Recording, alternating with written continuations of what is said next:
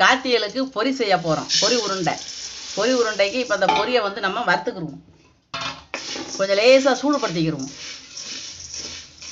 ரொம்ப கறியிடக்கூடாது. அடுப்பை குறைச்சி வச்சுக்கிட்டு கொஞ்ச நேரம் சூடுபடுத்தணும்னாலே நல்லா மொறுமொறுன்னு ஆயிரும்.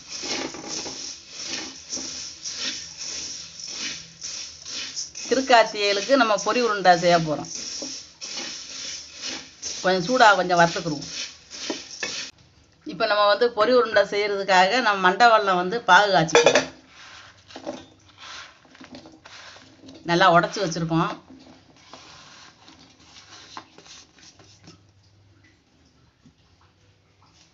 தண்ணி வந்து கொஞ்சம் ரொம்ப ஊற்றிடக்கூடாது. ஒரு அரை டம்ளர்.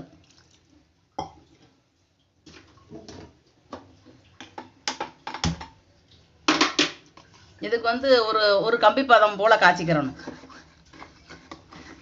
ரொம்ப வந்து இதாக முருகிராத அளவுக்கு ஒரு கம்பி பத அளவுக்கு வரணும். பதம் பார்த்து தான் நம்ம வந்து பொரி உருண்டை செய்ய முடியும். நல்லா கரையட்டும். நல்லா இந்த அளவு காய்ச்சி வச்சுருக்கோம். நல்லா இப்போ வந்து நம்ம வடிகட்டணும். வடிகட்டாமல் இருக்கும். இப்போ நம்ம பொரி வறுத்தது இருக்கு. இதுலேயே வடிகட்டிட வேண்டியதான். நம்ம பூராத்தையும் வடிகட்டிடக்கூடாது. கொஞ்சமாக தான் வடிகட்டி கிண்டி பார்க்கணும் கரெக்டாக வருமானு.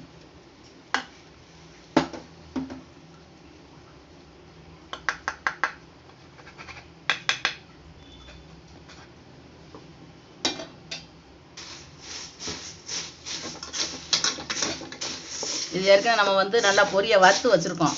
மொறுன்னு இருக்கு. இதை எப்படி நம்ம வந்து இந்த மண்டவள பாகு இந்த பொரியில் ஒட்டுற மாதிரி கிண்டணும். பயங்கரமான சூடாக இருக்கும். நம்ம கைட்ட உருண்டை பிடிக்கும் போது பார்த்து பிடிக்கணும். ஏன்னா ஆறிடுச்சுன்னா கெட்டி ஆயிரும். சூடாக இருக்கும் போதே தான் உருண்டை பிடிக்கணும்.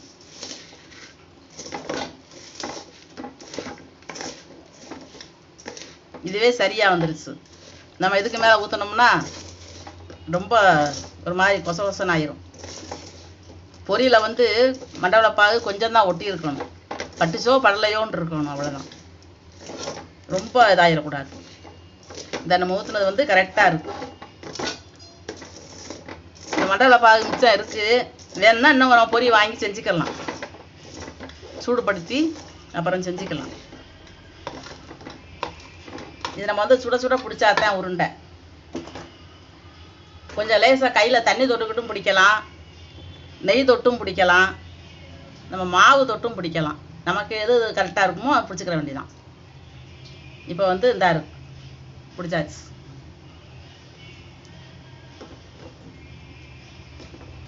நான் கொஞ்சம் பெருசாக பிடிக்கிறேன். சிறுசாக பிடிக்கணுன்னா பிடிக்கலாம்.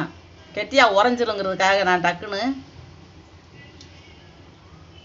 இது வந்து பிடிச்சி வச்சுட்டோம்னா ஆறுன அப்புறம் நல்லா மொறுமொறுன்னு ஆயிரும்.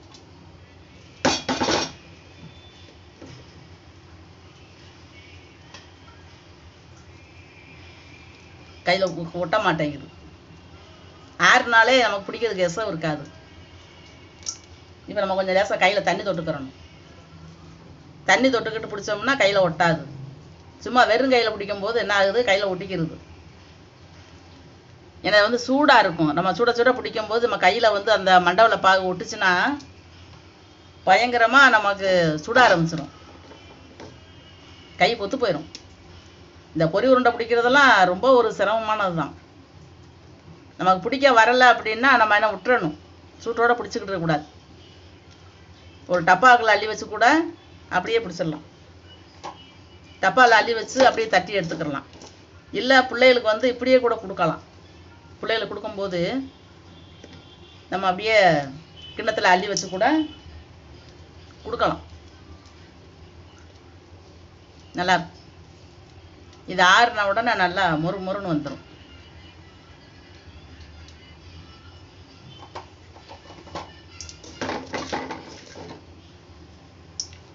அவ்வளோதான். நம்ம பிடிச்சாச்சு.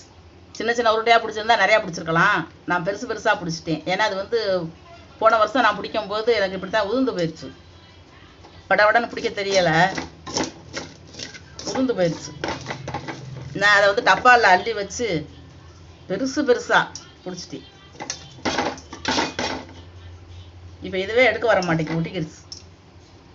அவ்வளோதான். நம்ம வந்து மண்டவெள்ளை பாகு வந்து பதம் பார்த்து நம்ம ஊற்றுறோம்ல, அதனால டக்குன்னு வந்து காய ஆரம்பிச்சிடும். இந்த மாதிரி சின்ன சின்னதாக செஞ்சுருக்கணும். இது சூப்பராக இருக்குது. நான் பெருசு பெருசாக பிடிச்சிட்டேன், அதனால் ஒன்றும் பரவாயில்ல. நம்ம வந்து பொரி உருண்டை செஞ்சுருக்கோம், நல்லாவே வந்திருக்கு. ஆனால் என்ன கொஞ்சம் பெருசாக செஞ்சுட்டேன். கொஞ்சம் குட்டி குட்டியாக செஞ்சுருந்தா கூட 2-3 உருண்டை வந்திருக்கும். நம்ம தானே சாப்பிட போகிறோம், சாமிக்கு படைச்சிட்டு சாப்பிடுவோம். இன்றைக்கி உங்களுக்காக நான் வந்து செஞ்சு காட்டியிருக்கேன். நீங்கள் செய்யும்போது கொஞ்சம் சின்னதாகவே செய்யுங்க. அப்படி வந்து நமக்கு கையில் சூடு தாங்க முடியலை அப்படின்னா இந்த மாதிரி டப்பா எடுத்துக்கோங்க. இப்படி எடுத்து வச்சுக்கிட்டு இதை அள்ளி இதில் அமுக்கி அப்படியே கொட்டிடுங்க. இந்த டப்பா அச்சிக்கு வரும், அவ்வளோதான்.